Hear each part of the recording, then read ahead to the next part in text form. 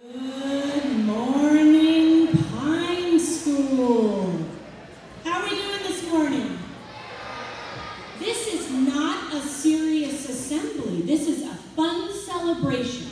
So I want everyone sitting up straight, ready to have some fun. And make sure that when we do the stand-up, sit-down game, you're listening. Because I really want to see who all the yeses are. But wait for that a little bit later. Kindergarten, remember our deal, right? Okay, here we go. Good morning, Pine School students, faculty, staff, friends, families, and visitors. Welcome to our third annual Multicultural Assembly. It is always an exciting task for the World Languages Department to create this time to share as we will today.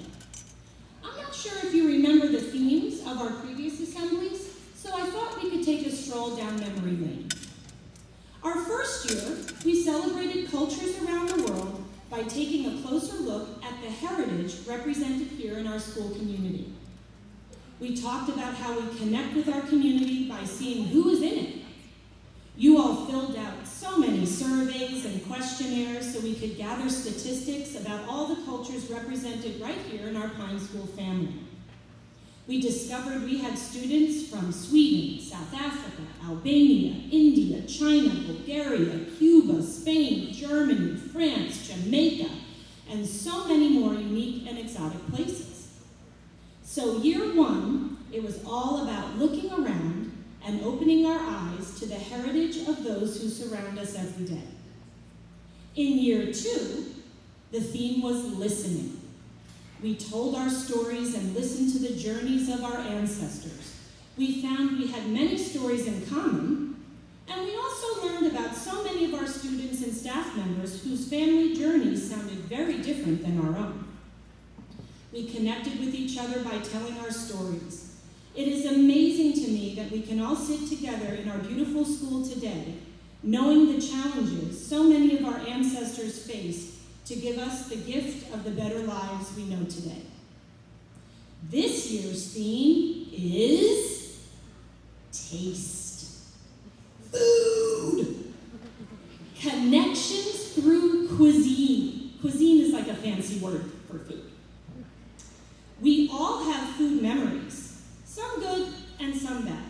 The taste, smell, and texture of food can be extraordinarily evocative, bringing back memories not just of eating food itself, but also of place and setting. Food is an effective trigger of deeper memories of feelings and emotions, internal states of the mind and body. Think back to happy moments you have shared with friends or family linked to food. Senor Page once told me that anytime he sees a Twizzler, he thinks about going to the movies with his dad. Senora Stevens has never celebrated a holiday without her great-grandmother's homemade mac and cheese. Madame Hayes' ideal breakfast is her grandma's Sunday production of 5 to 6 different homemade French pastries. I have the most fond memories of making my grandmother's Italian wedding knot cookies with her for every holiday we celebrated together. Food turns on our emotions. It sparks memories and gives us a deeper look into the souls and traditions of others. Food connects us to each other and provides a warmth and comfort. Now here's something interesting. Did you know that I can't drive by a Burger King without thinking about all the veggie burgers I ate when I was pregnant with TJ? Ew, I know, gross, but it's true. Veggie burgers from Burger King. Why? I don't know, but I'll always think of TJ when I pass a Burger King. How odd. Can anyone name the upper school teacher who absolutely loves black licorice? Miss Houseman. Do you know which country she is from? I bet she has a story about when she first ate it, who used to give it to her, and the fond memories she holds because of it. Connections to cultures through food, glorious food, is this year's theme. Now let's turn our attention to the screen so we can hear some of the food traditions in our Pine School community.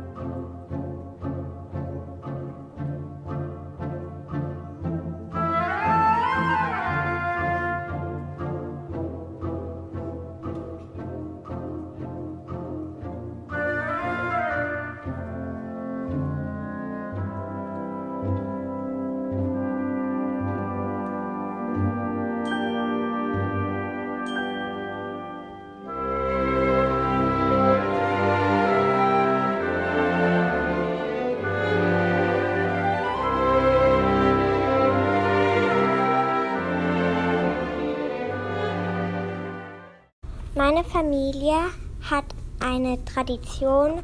It's called Apfelstrudel. This spaghetti sauce that we put on the spaghetti, because my great grandma, she made that, and then it was her recipe, and then she gave it to my grandma, and we make it every year to remember my great grandma. We make coffee cake. We make it because it was my great grandma's recipe. It's from my grandpa's grandma, and he calls them chocolate chips, but they're actually not chocolate chips. They're little balls of chocolate.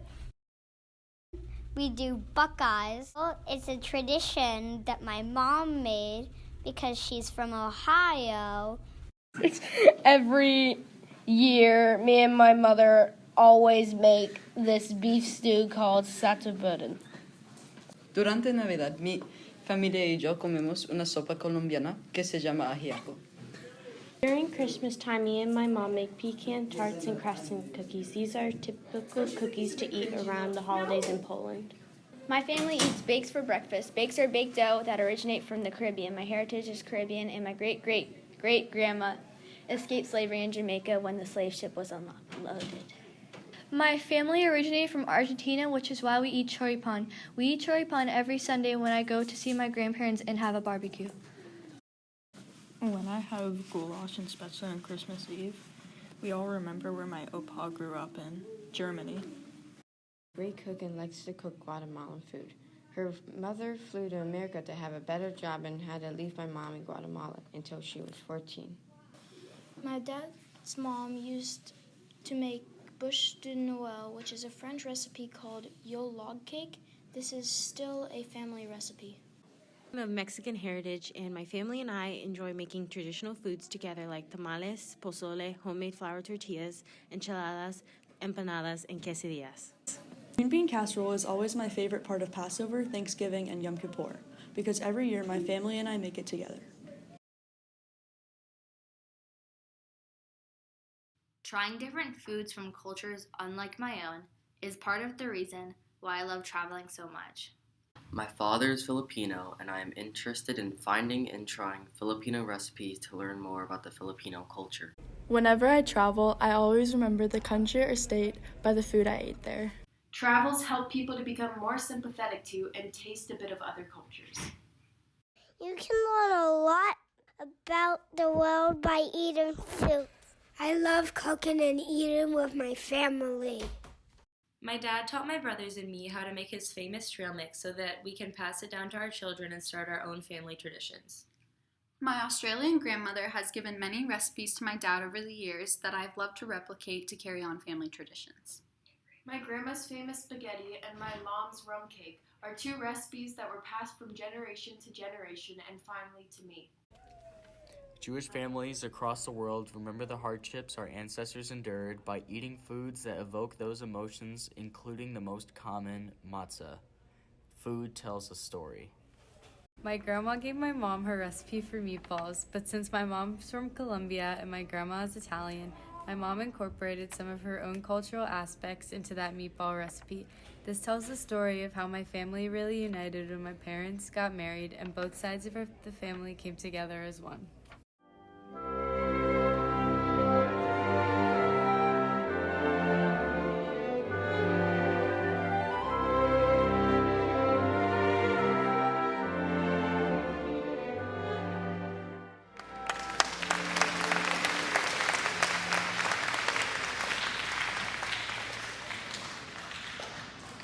That awesome video was made by Senora Stevens. She's behind the curtain hiding. So much fun to hear each other's food traditions. Makes me want to jump into that screen and take a bite of everything we saw. Food is made with love and soul. Sharing food with one another brings us one step closer to understanding each other. It opens our hearts and connects us for decades to come. My grandmother died many years ago, but anytime someone mentions Italian wedding cookies, my heart warms and I want to share my memories of making them with her. Our next segment this morning will be another video. We were lucky enough to capture a few moments with our new school chef, Rebecca Keller. Chef Rebecca. We hope you enjoy 10th grader Selena Budd's in-depth interview with her about food.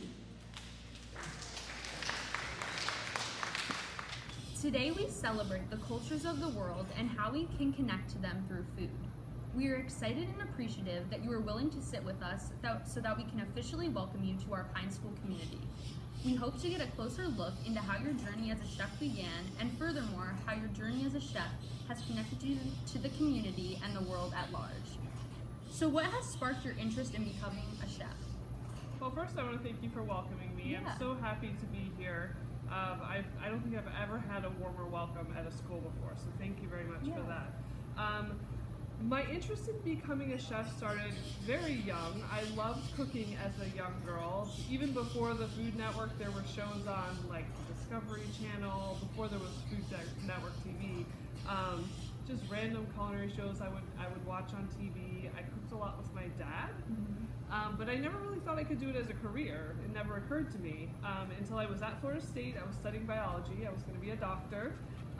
And then I got a flyer for a culinary school program in the mail, and I was like, oh my gosh, could I actually do this for the rest of my life? Like, do something I love for the rest of my life? So that's kind of how it played out.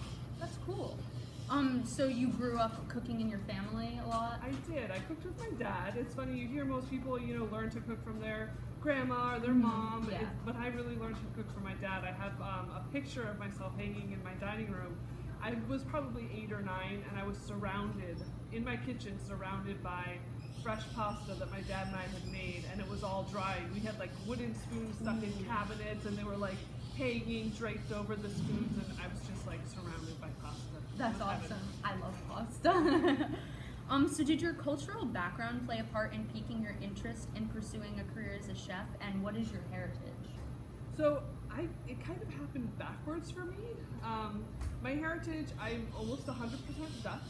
I do have some Czechoslovakian and German in my family, but I grew up in the Midwest, and I was a very stereotypical Midwestern family. We had meat and potatoes almost every night. Very simple food. I think, the two ethnic restaurants in my town were Mexican and Italian, so not much to choose from in like multicultural cuisine. Once I started going to culinary school and started learning more about it, that's when I really got excited about it. That's awesome. So how did you think sharing food connects with us? It's the most important thing with connecting with people. If you think about the last family gathering you've had, it probably involved food. Or when you want to go out with your friends, you're going to go out for a snack or for dinner to meet up somewhere, and usually there's food involved. So. And when you're celebrating, there's food involved. It's such a part of family life and your culture and who you are and the identity of your family. It really does bring people together. I agree. How much have you done traveling, and which country is on your bucket list to eat your way through? Why, and why do you think it's important to try foods from other countries? Right. I don't think anyone will ever say they've traveled enough. I've traveled a little bit, mostly when I was younger. I've been to Spain and Morocco. I've been in South America, the Caribbean, but I want to travel so much more. My bucket list is Italy. The top visiting place is Italy, probably, just because it's so different from region to region. Like, you can go in northern Italy and eat completely different food than you would get in southern Italy. Yeah. And I just love their food philosophy there. They're very respectful of the food that they eat, the ingredients that they use. They're really responsible in the way that they grow their food and raise their food. And that's something that's really important to me. So I would love to see that in action, because I feel like here in America we sometimes don't do that very well. Yeah, Italy seems really cool. I want to go there too. Yeah. And then in terms of traveling, trying different foods from other countries, it's so important. Whether or not you can get to India and go to an authentic Indian restaurant while you're there, or find a restaurant in your town that's authentic Indian food, try it. My mom always said, try everything once. Yeah. Do you have a favorite recipe to make for a favorite person, and what is the tradition behind that? I told you about my pasta story. Yeah. So pasta is just one of my passions. It's also lucky that my husband and daughter love the pasta dishes that I cook. So we have, it sounds silly, but we have a meal at home we call garbage pasta. And it's just literally like I take everything I can find in our fridge that will be delicious in pasta, cover it in butter and Parmesan cheese and like make delicious pasta. And it's like, it turns out it's always different, but it's one of the favorites in my house, and it's just fun because we call it garbage pasta. Yeah. I have the same thing in my family. We do like garbage soup. My mom, like from Thanksgiving, all the leftovers she just puts in like do like the soup. And it always turns out the best. Yeah, like, it's really good. Better than if you had followed a recipe. Yeah, I agree with that. What life lesson have you learned from all these years of cooking? A lot. I think working in a professional kitchen teaches you a lot about being organized, being very detail oriented, being quick. In a restaurant kitchen, and here even, you don't have a ton of time, so using your time wisely. Also, getting along well with a lot of different people. I've learned in my career that, there are so many different people that come to the culinary world. It's great to, it's a great skill to be able to adapt how you work to other people. Yeah. Do you associate particular foods with specific time periods in your life? I do, kind of. So, my biggest thing is French fries. When I was pregnant, I had French fries every single day of my life. Other than that, I kind of associate food with memories more than specific time periods. I don't know if this has ever happened to you, but like, I can eat something that my grandma, like a recipe of my grandma's, and it just takes me back to a moment with her. Or, you can smell something cooking in the kitchen and it just reminds you of like a place you've been, or so it's more about the memory, like the trigger of that great memory, than time frame. Yeah. If you could be any food, which would you be and why? I love this question too. So I picked bread because it's a comfort food and everybody loves bread. Yeah, you can't not. Yeah. What advice would you give to aspiring chefs or food explorers? So I would say if you want to become a chef, work in a professional kitchen. Culinary schools do a really great job of doing internships with local restaurants, and I think that's really important because hands-on experience is the only way you're really going to learn whether or not you truly want to be a restaurant or a chef, a professional chef. It's very different than what you see on TV. It's very different than cooking in your home. It's a lot of work, so I would say make sure it's your passion and make sure you go in with your eyes open. But I can't see a career out there that's more exciting, more fulfilling, and more fun than being a chef. Yeah. Well, thank you so much for taking the time to speak with us, and we are really, really excited to have you a part of our Pine School family. Thank you very much.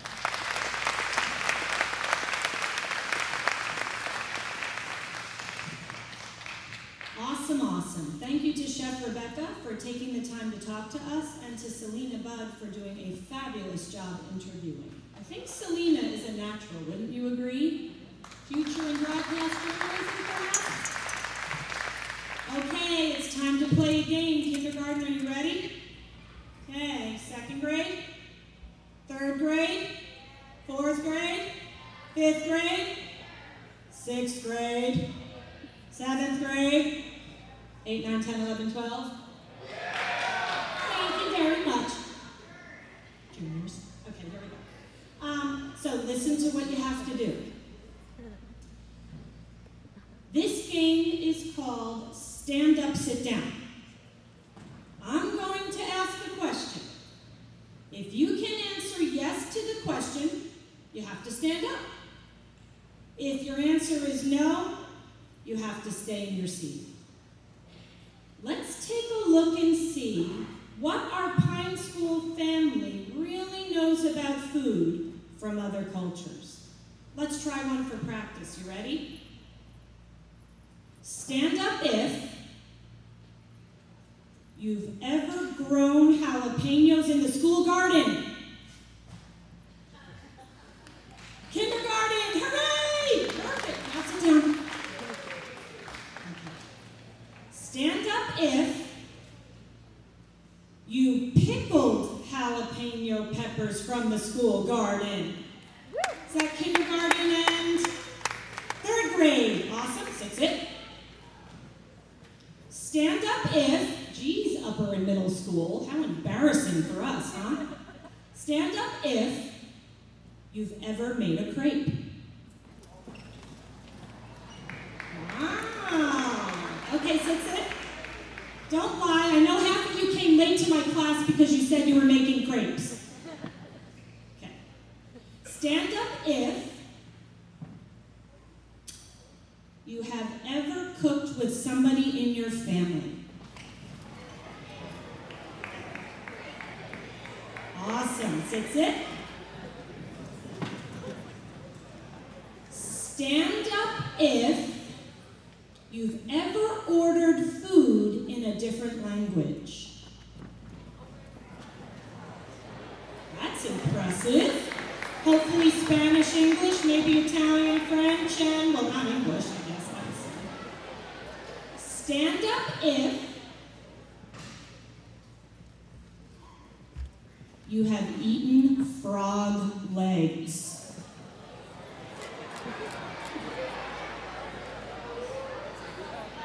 Okay, sit. Stand up if you know which country curry comes from. Awesome. Stand up if you've ever shared, I hope I'm saying this right, a Passover Seder. Well, yeah, see? So you might want to ask the people who are standing what that means. It's a special dinner. Well, ask after the assembly. Stand up if you know what it means to be kosher.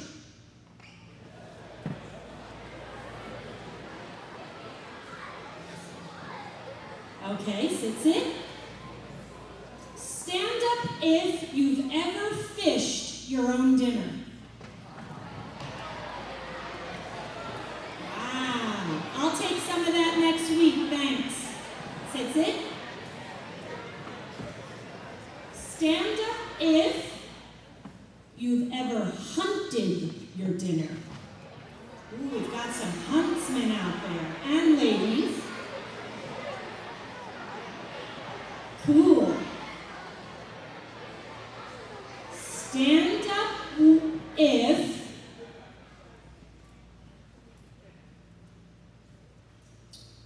you have cooked a meal for someone else.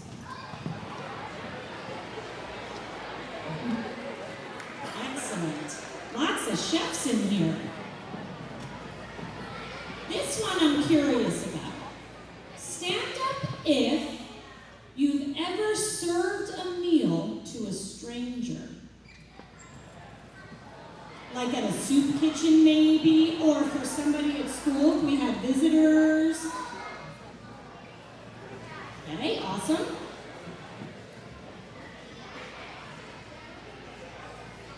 And the last one, stand up if you've eaten an entire meal with your family without a cell phone or an iPad. Oh my goodness, there are people sitting. Okay, good job, sit down.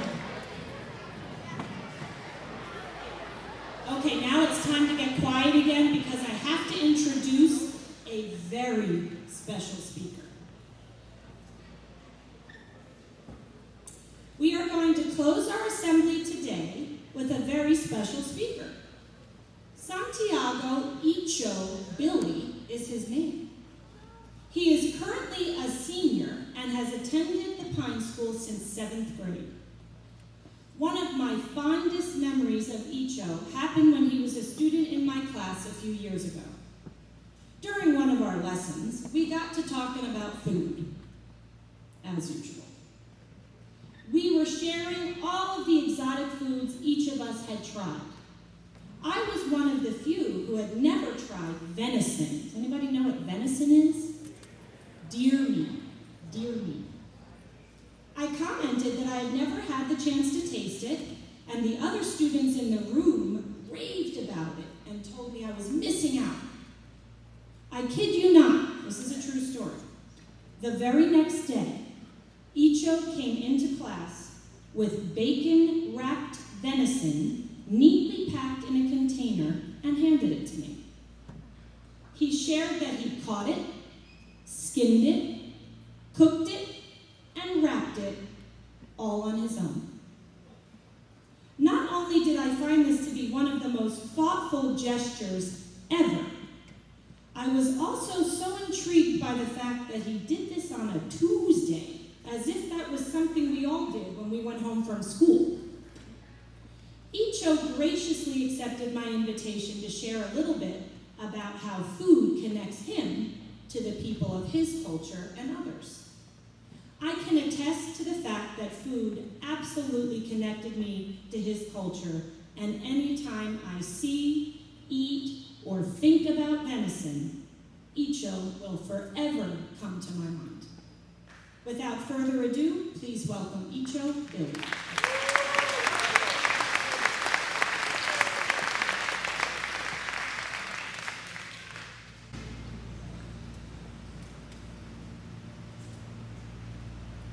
Good morning, everybody. My name is Santiago Billy. Most of you may know me as Icho. I was invited to speak today about my culture and some of the traditions we have with food. Many of you may know that I am a Seminole Indian. My dad was the Seminole chief for 27 years, and I live on the Brighton Seminole Reservation. If you don't know where that is, it's on the north side of the lake, or north side of Lake Okeechobee. Life on the reservation is close to normal as I imagine your lives are, at home, playing video games, watching TV, etc. However, what sets me apart from most of the people here today is that I can walk out on my front porch and shoot a shotgun if I want to, and no one's going to care. As a matter of fact, it's a familiar sound. You might wonder, why would I do that? Hunting, fishing, and learning the ways of my elders is a valued and respected skill in my culture. Skinning a deer, cleaning a fish, and wrestling an alligator are an example of skills that were taught to me at a very young age. Even though I can take a 20-minute drive to Walmart or Publix to get all the groceries I need, it always feels good to go out and hunt my own dinner or food because it keeps me connected with the way my elders lived. Being born into this unique culture has shaped me into the person I am today. We take the food we have on our tables for granted sometimes. We don't always, you don't do that so much when you are the one hunting it.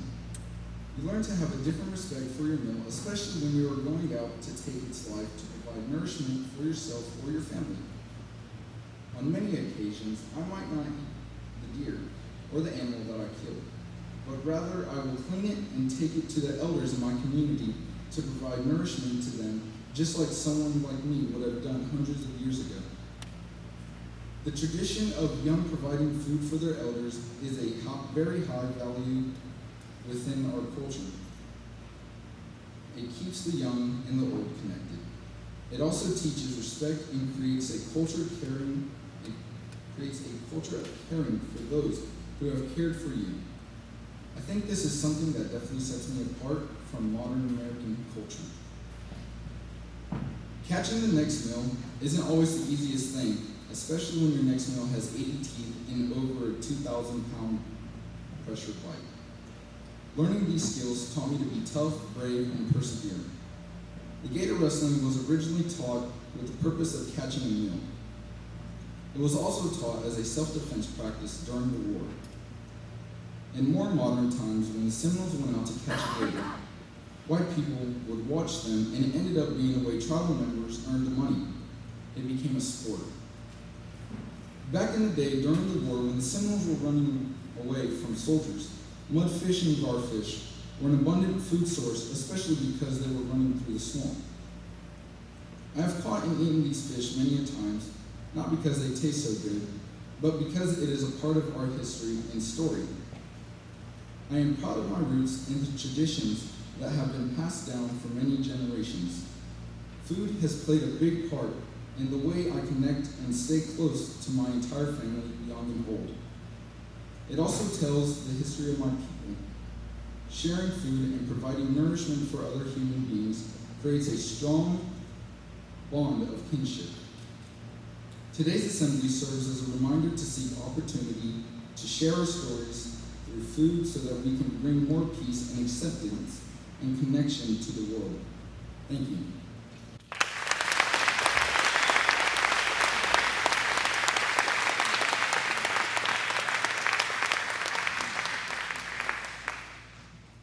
Thank you so much, Icho. What a gift to be able to connect with the elders in your community in the ways in which you described. Caring for those who cared for us. That is probably my favorite line from your reflection. It is no wonder you thought nothing of it to share venison with me that day a few years ago. Thank you for creating that memory for me. As we close, on behalf of the World Languages Department, I'd like to thank you for your attention during this morning's assembly. What a wonderful reminder for all of us that there are so many opportunities to share and connect with each other through food. It opens our eyes to the stories of our ancestors and bonds us with each other for years to come. Keep your eye out for a special treat at lunch today. Chef Rebecca may have prepared something special for all of us to share. Thank you, Chef Rebecca, and enjoy the rest of your day.